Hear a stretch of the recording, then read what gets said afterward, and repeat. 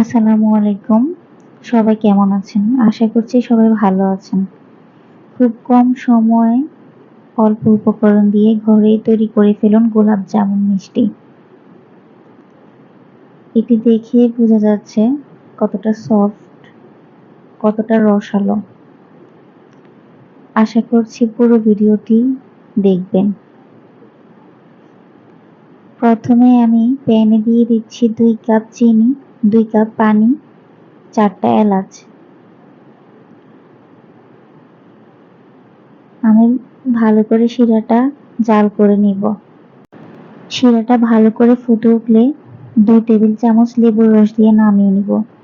এর ফলে শিরাটা বেশি গাঢ় হবে না। এখন আমি একটি বাটিতে নিয়ে নিচ্ছি 1.5 কাপ গুঁড়া দুধ, 1/2 কাপ আটা, 1 টেবিল চামচ বেকিং পাউডার। এখানে বেকিং সোডা ইউজ করা যাবে না, বেকিং পাউডারটাই দিতে হবে। শুকনো উপকরণগুলো ভালো করে মিশিয়ে দিয়ে দিচ্ছি ঘি। ঘিটা মেখে দিয়ে দিব লিকুইড দুধ। সবগুলো উপকরণ একসঙ্গে মিশিয়ে 5 মিনিট ঢেকে রেস্টে রেখে দিব। 5 মিনিট পর হাতে সামান্য কিছু ঘি মাখিয়ে নিয়ে প্রতিটি মিষ্টি তৈরি করে নিব।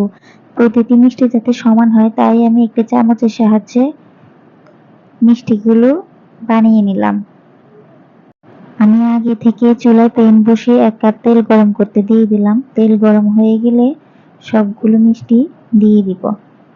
চুলার আঁচ হালকা লো করে সবগুলো মিষ্টি আমি ভেজে নেব। হালকা গোল্ডেন হয়ে গেলে নামিয়ে নিব।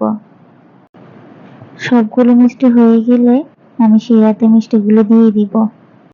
মিষ্টিগুলো আমি 2 থেকে 3 ঘন্টা শিরাতেই রেখে দিব। আপনারা চাইলে সারা রাতও রাখতে পারেন। এই যে দেখতেই পাচ্ছেন মিষ্টিগুলো আমি তৈরি করে নিলাম। রেসিপিটি ভালো লাগলে অবশ্যই বাসায় ট্রাই করবেন। ধন্যবাদ।